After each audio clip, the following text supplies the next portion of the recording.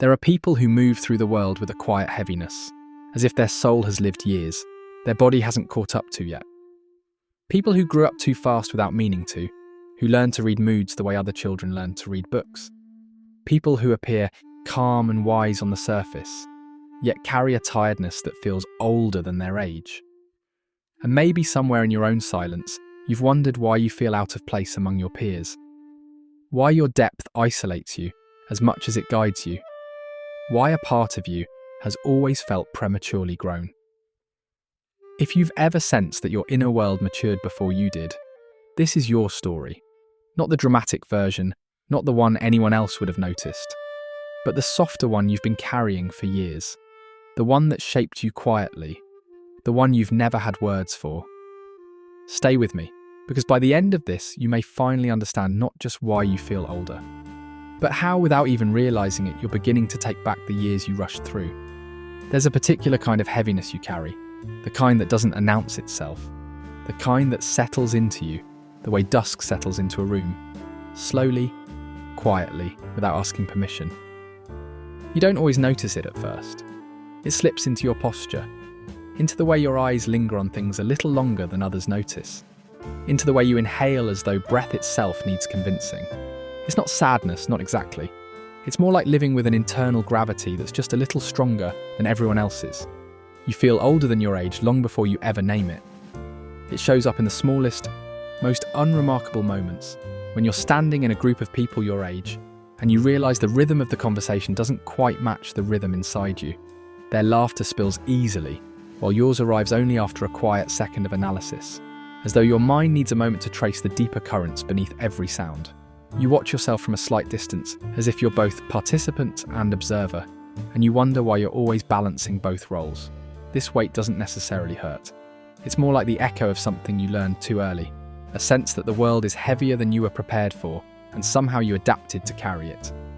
It gives you an unusual sensitivity, an ability to feel the undercurrents in a room, to sense the subtle shifts in people's moods, to anticipate emotions before they surface. But this sensitivity also creates an internal weariness, a kind that belongs to someone who has been studying life carefully, quietly, for a very long time. You move through the world with an awareness most people take decades to grow into. You notice the tremor in someone's voice when they insist they're fine. You see how a person's eyes soften when they try to hide disappointment. You feel the tension under a smile, the hesitation behind a nod. You pick up on everything, even the things people don't intend to show. And with every unspoken detail you absorb, you age a little more in ways no one else sees. There's an odd stillness in you, a slowness that isn't laziness, but a kind of emotional deliberateness. You don't rush into experiences. You measure them, sense their texture, understand their weight. You move through conversations with the care of someone lifting delicate objects. Even your solitude feels mature, quiet, reflective, like a room filled with soft light. It's not the loneliness of isolation, but the solitude of someone who inhabits their inner world more fully than most. Sometimes you catch your own reflection and feel a strange mismatch, as though the face looking back at you belongs to someone younger than the person you feel like inside. It's a quiet, intimate confusion. One part recognition, one part contradiction. You wonder how many years your inner life actually spans, because the calendar says one thing, but your emotional seasons tell another. You might not remember when this began. It could have started with small realizations you weren't meant to understand yet. The moment you saw an adult cry, or the day you felt the room change before anyone else noticed, or the first time you found yourself comforting someone older than you. These moments rewrite something inside you, not in dramatic strokes, but in soft, gradual imprints that accumulate over time. And before you know it, you've grown into an internal age that doesn't match the number people place beside your name. Feeling older than your age isn't about wisdom or intellect. It's about carrying experiences emotionally, holding them in the quiet spaces of your mind where they become part of your internal architecture. You learn to navigate life with the caution of someone who has seen too much, even if, on the surface, your life looks ordinary. People rarely suspect it. They see your outward composure, your ability to listen, your calmness. They don't see the constant translation happening inside you, the way you're always processing, interpreting, understanding more than you ever let on. It shapes the way you move through the world. You walk into rooms already sensing the emotional temperature. You respond to people with a kind of patience that feels older than your peers. You hesitate before speaking, not out of insecurity, but because you've learned that words hold weight, and you're always mindful of where they land. This mindfulness gives you a kind of quiet depth, but it also distances you, placing a thin, invisible space between you and the people around you. And in that space, you live with the quiet weight of being someone who feels older inside. It's not something you chose, it's something that grew inside you slowly, shaped by moments you couldn't fully understand at the time but felt deeply nonetheless. This weight isn't a burden, as much as it is a presence, a subtle companion that walks beside you, reminding you that your inner timeline has always moved differently. You don't resent it, you simply carry it, the way someone carries the memory of a long winter or the echo of a story they were told too young. And in that quiet carrying, you discover a truth you rarely say out loud, that some people age on the inside long before the world ever gives them permission.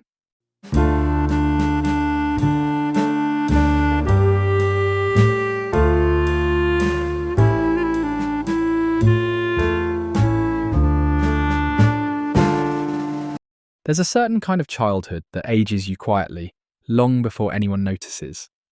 It doesn't always look dramatic from the outside. Sometimes it's the silence between arguments. Sometimes it's the way a parent sighs behind a closed door. Sometimes it's the subtle shift in atmosphere when someone's mood turns without warning. And sometimes it's nothing more than the feeling of being awake inside a world that should have let you sleep a little longer. When you grow up in places where emotions are fragile, you learn early that stability is not a guarantee. You learn to read every small change in the room, as though your safety depends on it. And in many ways it does. You become hyper-aware, alert in a way a child should never have to be. You notice how loudly a door closes, the rhythm of footsteps in the hallway, the tension in someone's voice when they say your name. You watch with an attentiveness that feels less like curiosity and more like quiet self-protection. Children aren't meant to carry that kind of vigilance. But some of them do. Some of them grow up in homes where moods shift like weather, where the emotional landscape never stops changing, and where they become the silent forecasters. They feel the storms before they arrive. They see the clouds gathering in someone's expression. And without realizing it, they begin to internalize the responsibility of predicting, softening, preventing. They become the emotional translators, turning the chaos of adult feelings into patterns they can understand. Because understanding feels safer than confusion. And when you spend your childhood translating the moods of others, you age in ways no birthday candle ever reflects. Your innocence becomes porous. It absorbs what it shouldn't. You become the small anchor in a home too unsteady to offer you one. You watch the adults around you fall apart in subtle ways, through exhaustion, frustration, bitterness, or silence. And you learn to brace yourself for the pieces. You learn to hold yourself still, to be the dependable one. Because the alternative feels too dangerous. There is a strange kind of maturity that forms from this. It doesn't come from wisdom or insight. It comes from necessity. It comes from having to figure out emotions that aren't yours, from having to steady people who are supposed to steady you. You learn to be cautious with your needs, gentle with your voice, careful with your desires. You shrink yourself just enough so that you don't add weight to an already burdened environment. And little by little you slip out of childhood and into a role that feels far more adult than your age ever suggests. Some people become caretakers in obvious ways, taking on responsibilities too large for their hands. But others take on invisible roles. They become the peacemakers, the listeners, the ones who notice the unspoken tension in the air. They sense when someone needs comfort before that person even admits it to themselves. They adapt their behaviour to keep the household calm, adjusting their tone, their energy, even their presence.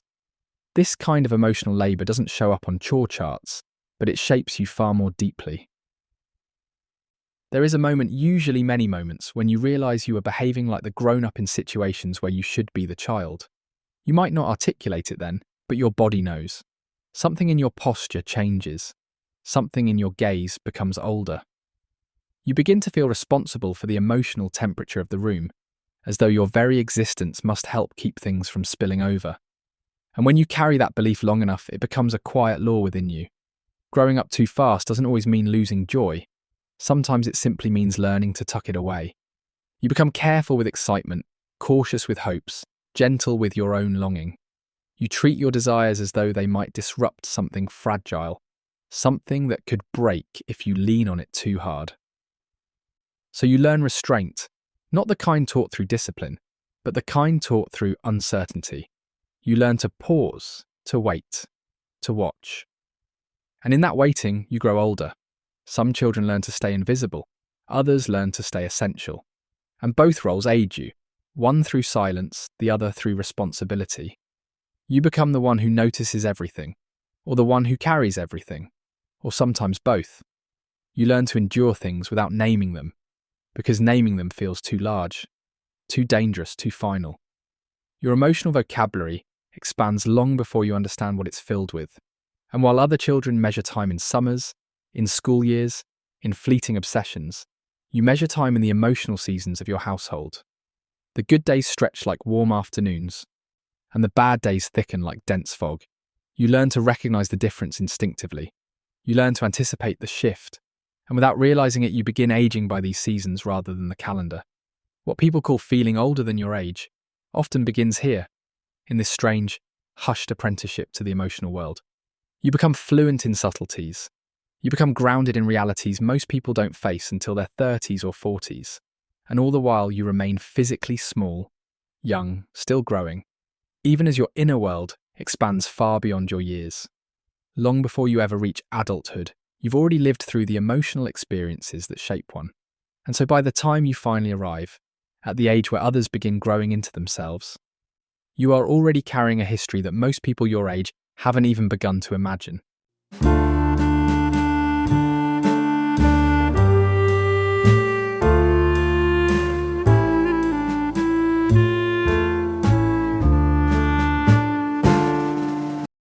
There's a particular quiet that lives inside you, a quiet most people never notice because it doesn't announce itself.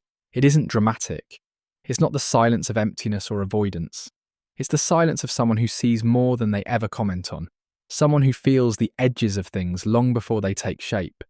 This inner quiet becomes its own kind of landscape, a place where your mind lingers, where your emotions settle, where your understanding deepens in ways you rarely explain aloud. People often assume your calmness is natural, as though you were born composed, born thoughtful, born with a kind of gravity that others read as wisdom. But they never see how much labour exists underneath that surface, how much sensing, interpreting, filtering, and understanding you do without even trying. It happens automatically, like breath. Someone speaks, and you hear not just the words but the tremble beneath them, the contradiction between what they say and what they mean. Someone laughs and you catch the stiffness in their shoulders. Someone grows quiet and you feel the weight of everything they're not saying. You don't do this out of choice. It's simply how your mind works, attuned to nuance, drawn to the invisible details that shape a person's inner life. You see the micro-expressions on someone's face, the shift in their gaze, the small hesitation before they answer a question. You notice how their tone changes when the conversation drifts close to something tender. And because you understand these signals intuitively, people often tell you that you seem older, wiser, more grounded. They praise you for insights you never set out to have. But the truth is more complicated. This kind of perception comes with a kind of emotional fatigue, a quiet tiredness that doesn't belong to your age. When you can sense people so easily, life loses some of its simplicity. Conversations that should feel light begin to take on depth. Moments that should be easy become layered. You find yourself holding the emotional context of every interaction, as though you're responsible not just for your own experience, but for the unseen experiences of everyone around you. This kind of understanding feels like a gift on the outside. But internally, it's a weight. Subtle, gentle, but constant. You walk through the world with an antenna that never fully retracts. Even in stillness, your mind reaches out, feeling for the emotional pulse of the moment, scanning for the tiny shifts that tell you something has changed. Most people listen for meaning. You feel it. You absorb it. And this absorption ages you in quiet ways. There is a paradox in you, one you rarely speak of. People see your reflective nature and assume you are wise, but inside, you you feel something closer to exhaustion, not the exhaustion of physical tiredness, but the kind that comes from holding too much awareness for too many years. The kind that forms when your mind has been trained to peer beneath the surface of everything. Even when you would rather not, you know how people hurt before they admit it. You recognize the shape of disappointment before the moment fully arrives. You sense the fragility in someone's smile, and you brace for it gently, instinctively. This knowledge doesn't make you cold. It makes you careful. It makes you soft in a way that feels older than your years, older than your experiences, older than the stories you've lived. You approach people with a kind of gentleness that comes from understanding how easily they can break. You speak with a softness that arises from sensing how much is being carried behind someone's eyes. And this attentiveness, this emotional precision, becomes part of your identity, something people feel drawn to, comforted by, even if they don't fully understand why. But you understand the cost. You feel the strain of always being the one who notices, the one who understands, the one who can hold what others drop. You feel the subtle erosion of your own boundaries, the way you lean forward emotionally, even when you're tired. You feel the constant negotiation between connection and self-preservation. And beneath it all, you feel the quiet ache of someone who learned too early that the world is full of invisible stories and that you are somehow responsible for reading them. You carry an emotional vocabulary that extends far beyond your age. Not the vocabulary of words, but the vocabulary of recognition. The ability to identify the hidden chapters in someone's expression, the unspoken fears in their tone, the longing behind their hesitation. You don't need explanations, you feel the truth of things before they're articulated. And this intuitive grasp of human motives, this instinctual ability to sense the emotional underworld beneath the surface, is what gives you the aura of someone older. Yet inside, you don't feel wise. You feel tired in a way that's hard to describe. You feel the weight of knowing too much, not through knowledge, but through sensitivity. You feel the pull of people's needs, the drag of their unspoken sadness. And even when you try to rest, your mind continues to listen. It listens to the quiet. It listens to the subtle patterns. It listens to the spaces between words where the truth often hides. Over time, this shapes a particular kind of selfhood. You become someone who moves slowly, not because you lack energy, but because you feel the world so deeply that rushing would blur the details. You become someone who speaks softly, not because you're unsure, but because you understand how much weight words can carry. You become someone who appears older, more grounded, more inwardly settled. Not because you sought those qualities, but because your inner world has grown in complexity far sooner than your outer life ever did. And so you live in this paradox. The world sees you as wise, but you feel like someone who has been learning truths before you had the age to hold them. You carry an understanding that outpaces your years, and with it a kind of tiredness that feels ancient, even if your body is still young.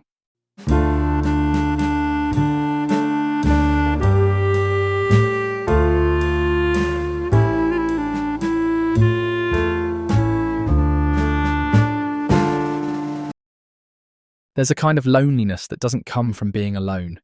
It comes from standing among people and feeling the quiet distance between your inner world and theirs. It's subtle, like an invisible membrane stretching over every interaction, thin enough that you can see through it, but strong enough that you can feel it. It's the loneliness of being present, yet somehow separate, woven into the moment but not entirely belonging to it. When you feel older than your age, this drift begins early. You sit among people your age and sense the gap instantly, not because you're better, and not because they're lesser, but because the spaces you inhabit internally simply don't overlap. Their concerns float on the surface of things, while yours sink deeper without effort. They chase moments, you contemplate them. They leap, you watch. And the distance between those instincts becomes its own kind of solitude. You find yourself listening more than speaking, not out of shyness, but because the rhythm of the conversation feels mismatched. Small talk feels like trying to breathe through a narrow opening, possible but constricted. You respond politely, laugh when appropriate, nod when the moment expects it. But somewhere inside you, a soft ache forms, an ache that whispers, "There is so much more beneath me than this moment has room for." And you sit with that ache quietly, hoping no one notices. The loneliness isn't about being misunderstood in dramatic ways. It's about the subtler misalignments, the pauses you feel before you answer a question, the hesitations before you reveal something real, the caution you carry in your voice. You sense how quickly deeper thoughts can change the atmosphere, how easily emotional honesty becomes too heavy for the room. And so you hold parts of yourself back, not to hide, but to protect the tenderness inside you that has always felt out of sync with the world around you. There is a strange sorrow in being someone who seeks depth in a world that often moves horizontally. You look for meaning in the spaces people skip over. You watch for sincerity in places where most people aren't even looking. You crave conversations that unfold slowly, like warm evenings rich with unspoken understanding. But those moments are rare, appearing only in small, fleeting pockets of connection that you stumble into without expecting. Most of the time you drift in quieter waters, longing for a resonance that doesn't often come. This mismatch makes relationships complicated. You may care deeply, feel deeply, connect deeply, but only in ways that most people aren't used to. You aren't interested in collecting people. You're interested in inhabiting them, understanding them, feeling the gravity of their inner world. And because you approach connection with that kind of intensity, you find yourself standing on the outskirts of group dynamics, observing the superficial currents with a tenderness that often goes unnoticed. It's not that you push people away, it's that your depth often arrives before people are ready for it. You sense things too quickly, feel emotions too precisely, understand motives too instinctively, and without meaning to, you create a kind of emotional transparency that can feel disarming to others. They feel seen, yes, but sometimes a little too clearly. And because of that, you find yourself half included, half distanced, always close enough to understand, but not quite close enough to feel fully part of the whole. There's a specific kind of grief that forms here. Not loud grief, not the kind that clings to your chest. It's a softer grief, spread thinly across years. A quiet disappointment that settles into your bones, making you feel older still. You learn to carry it with grace, to move gently around the edges of things, to find meaning in the small connections that do feel real. But beneath that gentleness lives a longing you rarely admit, the longing to meet someone whose inner landscape mirrors your own. You might spend years feeling like you're waiting for the right friendship, the right conversation, the right moment that makes the world feel less foreign. You wait without knowing what you're waiting for. All you know is that connection, for you, has always felt like a deep breath, the kind you haven't quite taken yet. And because this waiting stretches across time, you begin to feel older in a way that has nothing to do with age. Loneliness shapes you, not through isolation, but through the accumulation of moments where you feel just slightly misaligned. You learn to hold yourself together in rooms that don't have space for the fuller version of you. You learn to stay soft even when you feel separate. You learn to carry your inner world with a quiet dignity, even when it feels like no one else sees its contours. But the hardest part isn't the separation itself. It's the feeling of existing between worlds, too emotionally alert for one, too introspective for the other. You're not disconnected. You're simply operating on a different layer, one where meaning gathers in subtle places, where emotions speak in hushed tones, where truth is something you feel rather than something you argue. And in this in-between space, loneliness becomes not just an emotion, but a landscape. A familiar terrain you walk with a kind of melancholy acceptance. Yet even in that landscape, there is a strange beauty. The beauty of knowing your inner world is vast. The beauty of sensing things others miss. The beauty of understanding people beyond their words. And though the world may not always meet you where you are, you continue to move through it with a softness that is uniquely yours. An inner gentleness shaped by the quiet ache of being out of place, yet still longing for connection all the same.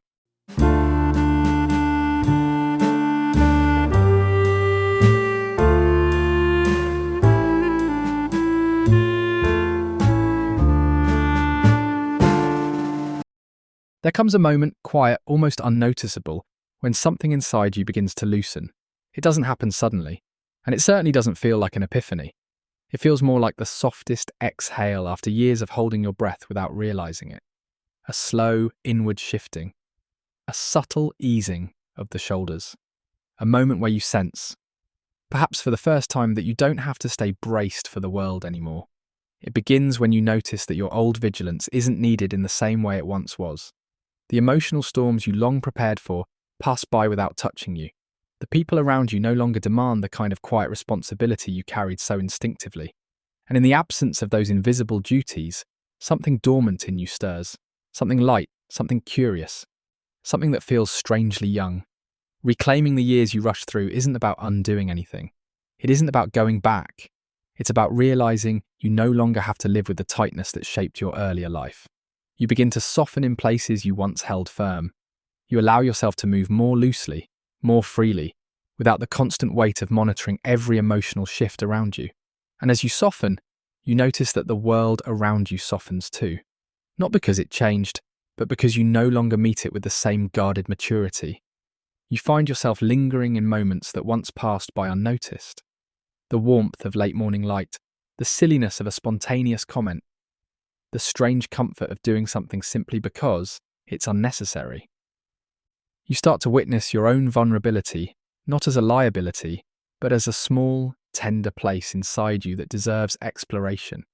This is the beginning of your slow awakening, a gentle return to parts of yourself that were paused, stored away, or overshadowed by the emotional labour of earlier years.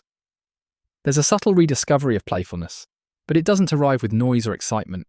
It arrives like a soft smile you don't expect, a fleeting desire to try something for no practical reason, a moment when you laugh without analysing the room around you first. These moments confuse you at first because they feel unfamiliar, like borrowed colours in a palette you've never used. But they're yours. They were always yours. They just had to wait for the space to return. As you move into this new internal season, you begin to inhabit your age in a way you never have before. Not the age people assign to you, but the age that matches your present moment, the age that sits between your past heaviness and your future openness. You start realizing that maturity isn't something you have to constantly uphold. Sometimes maturity is knowing when to let yourself be simply unguarded, even a little foolish. Sometimes it's allowing yourself to exist without deciphering everything. And in that loosening, you start to feel something surprisingly delicate. Rest. True rest. The kind that doesn't depend on solitude or withdrawal, but on the quiet acceptance that you no longer need to carry more than your share. Rest that feels like sinking into water, like discovering you can float after years of assuming you'd sink. Rest that isn't about escape, but about trust in the safety of where you are now, trust in the steadiness you've built inside yourself. This rest opens the door to a gentler timeline, one where you don't have to feel older than you are. You begin to sense that youth isn't only a stage you pass through. It's a quality you can return to, a texture of experience that can re-enter your life in new forms. Not the youth defined by recklessness or naivety, but the youth defined by openness, by wonder, by the willingness to be surprised. You start letting life touch you again. You let conversations unfold without predicting their edges. You let relationships grow without preemptively cushioning their inevitable complexity. You let moments arrive without preparing for what they might contain. And slowly, almost imperceptibly, you realise you're no longer living from the same emotional place that aged you prematurely.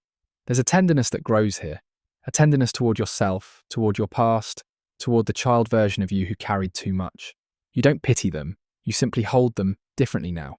You let them rest, you let them be young in memory, even if they never fully got the chance to be young in reality. You understand with a kind of soft clarity that healing isn't about rewriting your early chapters, but about allowing your later ones to hold gentleness they never had. And in this softening, you step into a new way of being, one that isn't defined by the heaviness you once carried. You begin to experience time differently, not as a weight pressing forward, but as something unfolding at your own pace. You discover that growing older on the outside doesn't mean you must stay older on the inside. You can reclaim the years you hurried past, not by reliving them, but by giving yourself what you never had the space to feel. Safety, ease, curiosity, and the unburdened presence of simply being here. This is the quiet awakening. The moment when you realise you don't have to outrun your age anymore. You can grow into it gently, slowly, with a softness that finally mirrors the truth of who you've become. Someone who has survived the heaviness of feeling older but has learned, beautifully, how to return to themselves.